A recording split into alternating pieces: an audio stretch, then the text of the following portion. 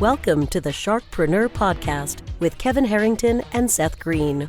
Kevin Harrington is the inventor of the infomercial, one of the original sharks from the hit TV show Shark Tank, and has generated over $5 billion in TV and digital direct response sales. Seth Greene is the world's first trusted authority on cutting-edge direct response marketing, a best-selling author, and the only 3-time Marketer of the Year nominee. On the podcast, Kevin and Seth interview sharkpreneurs who share straight talk on what it takes to explode your business. 49 faces looked to him in triumph. Over the last 12 months, they had each taken turns and promoted his business for a week at a time, driving over $987,342 in revenue. What if you had a network of 50 centers of influence who promoted your business every week for a year? Grab your copy of the #1 Amazon best-selling book, The Ultimate Guide to Growing Your Business with a Podcast, at 33% off the Amazon price by going to ultimatepodcastbook.com. Again, that website for 33% off the Amazon price is ultimatepodcastbook.com. Welcome to the podcast. This is your co-host, Seth Greene. Today, I've got the good fortune to be with Brandon Cobb from HBG Capital, where they help business owners to create passive income with real estate and avoid investment nightmares. Brandon, thanks so much for joining us. Hey, it's great to be here. Thanks for having me on. Our pleasure. Let's go back in time a little bit. How did you get started? Yeah, so short, sweet, and to the point, never had a dream to be an entrepreneur. Loved my job doing medical device sales. I was the guy going in when you'd have like your ACL reconstructed or your rotator cuff done. And young, cool kid wearing scrubs in his 20s, what's not to love? Had no desire to be in entrepreneurship. Loved what I did. Just wanted to make my parents proud, not be tied down. Played the same game as everybody else, right?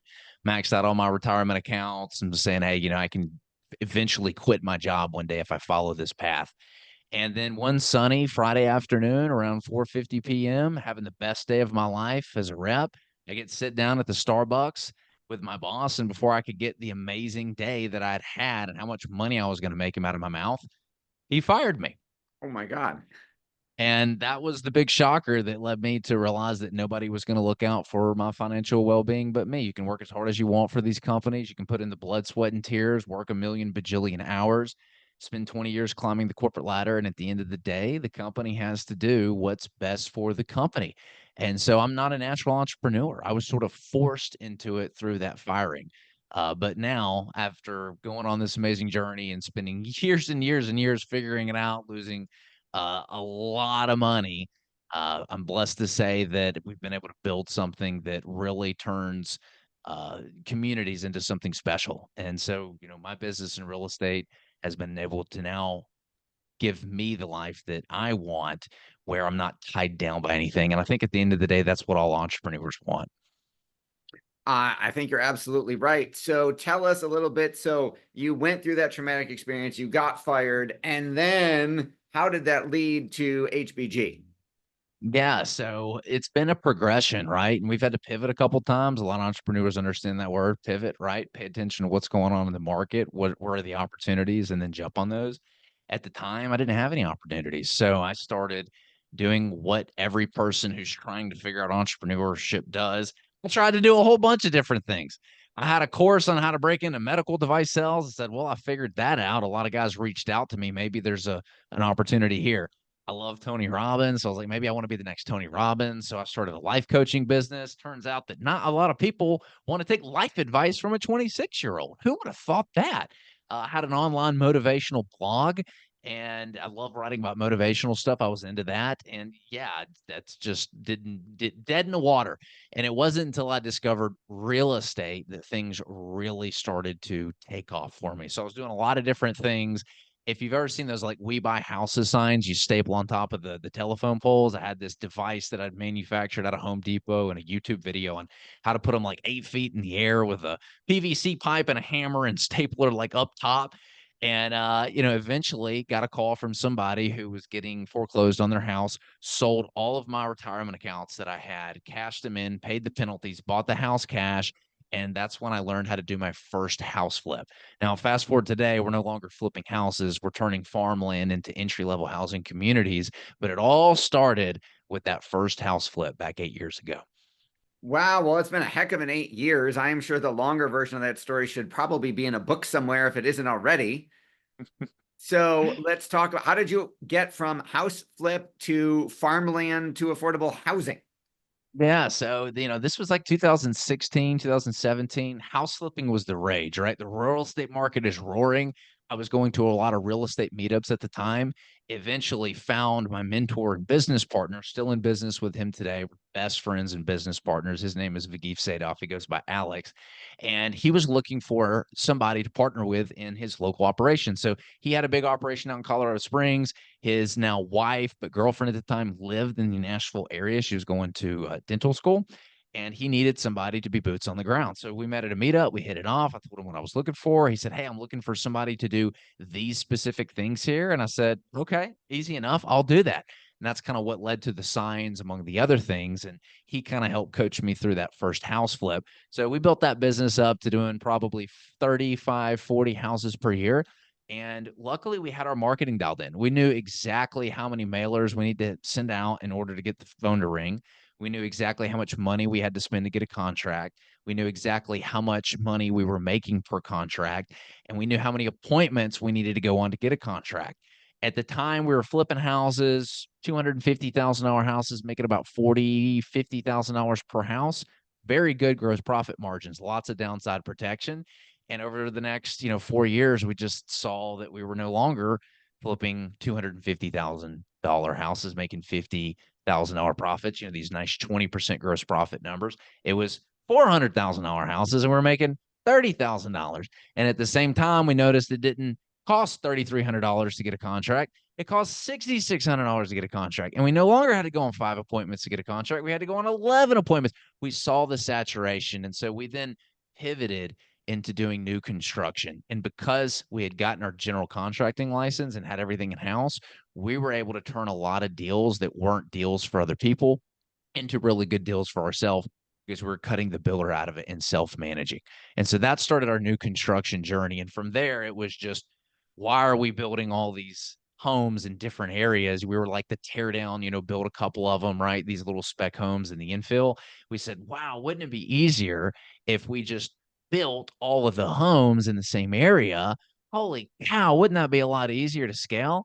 And so that's what led us to doing building. We were about to go vertical on it was like 30 or 40 homes, the roads and everything we're in. And we got a knock on the door from a national home builder and said, "Hey, look, we really like your land. We want to buy it." And we said, "No, we got the financing done. We're going to build these houses, like, go away." And they said, "Well, this is what we'll pay you for it."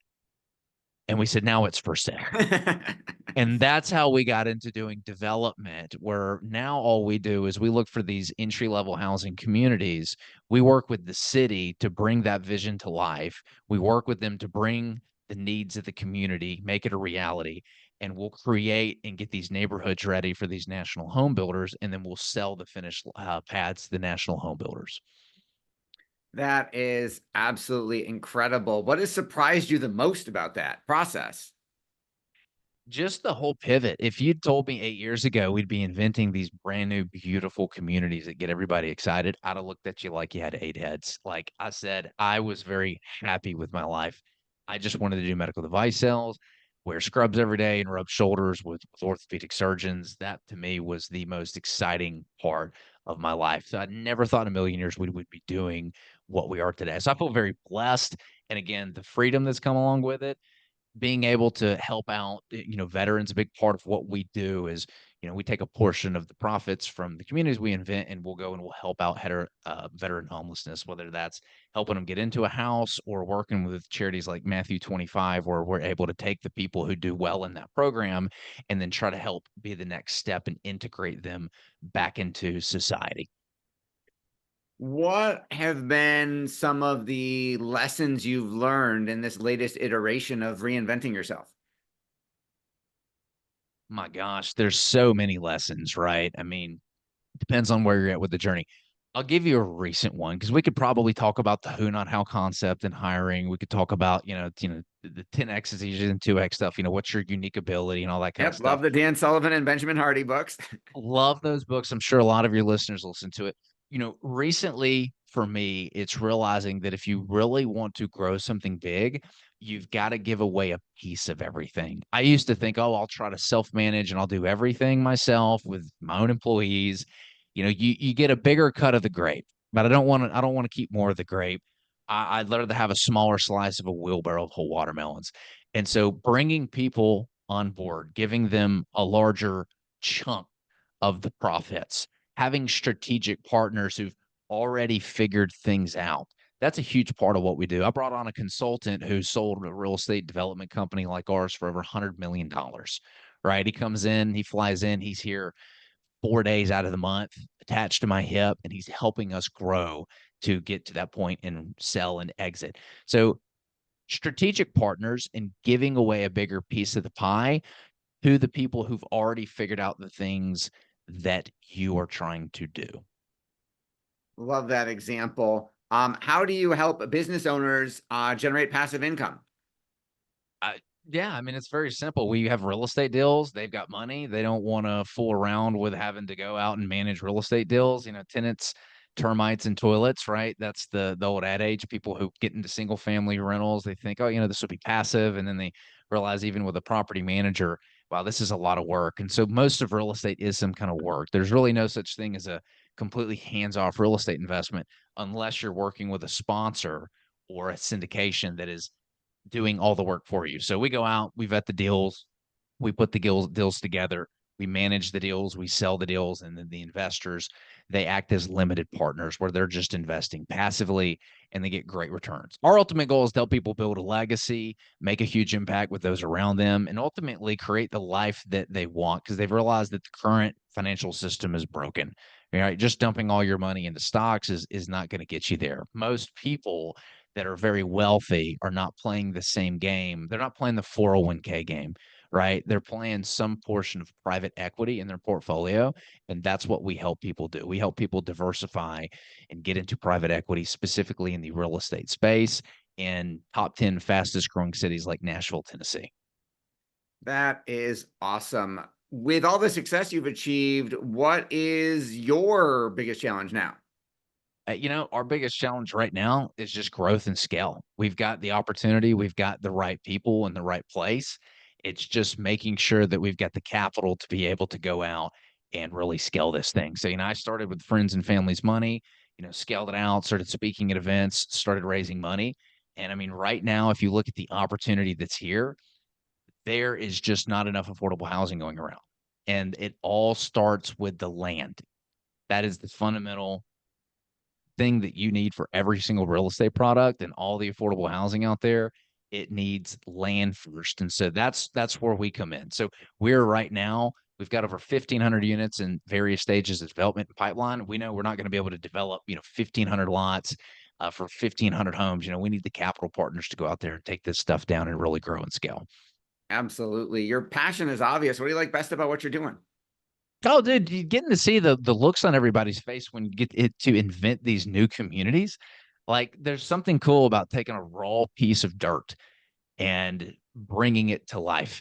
What I love about development is all the parties that benefit. So when you have these new communities, one is it adds value to the city. They get forever tax revenue. It adds value to the surrounding land and homeowners. Their property values appreciate. It adds value to the new families who are raising these families in those houses, and obviously our investors, and we benefit. So it is literally, I can't think of a business where more parties benefit than with real estate development. That's what gets me so excited. That is awesome. For our folks who are watching and listening, where is the best place for them to go to learn more about you and what you're doing? Yeah. So if you're somebody that wants to build a legacy, if you're trying to retire, if you're wanting to make an impact, you can go to hbgcapital.net. It's pronounced Harry Bob Gary Capital.net. I joked that the .com was taken, so we are .net. But on our website, you can grab our free ebook, 100 Questions Business Owners Ask for Investing. I wrote that ebook because I got a call one day from one of our investors asking if I would help out one of his buddies who had lost all of his money in an investment. And shortly after taking this phone call, it became very evident the reason he lost all his money. He was very green. He did not know how to vet the sponsor. He did not know how to vet the operator, vet the deal. And as a result, there wasn't much he could do. So I said, if we could just prevent this from happening to just one other person, what would that look like? And I'm convinced questions unlock the answers we need to make more informed investment decisions. If you know the right questions to ask, you can get the answers you need to make the decision. But if you don't know what questions to ask, you're going to end up like my friend here. So that book, it's free. It gives you everything that you need to ask to vet a deal. So you can go to our website, hbgcapital.net. You can grab it. We've also got our own podcast, Recession Resistant Real Estate Radio, where we talk about investing and entrepreneurship, growing your business, and all that fun stuff. Awesome. Well, we know your time is incredibly valuable. We greatly appreciate you spending some of it with us. This has been Seth Greene for Sharkpreneur with Brandon Cobb of HBG Capital. Brandon, thanks again for joining us. Hey, thanks. Appreciate the opportunity. Thanks, everybody, for watching or listening. We will talk to you or see you next time. Why do so many businesses struggle while others seem to explode overnight? Do you wish you had the secret to this type of exponential growth? Now, I've scaled more than 20 businesses to over $100 million, and it's not just luck. In my new book with Mark Tim, Mentor to Millions, you'll learn the repeatable framework I use in all my business ventures for massive success. Order at kevinmentor.com and get over $1,000 in bonuses. Head to kevinmentor.com.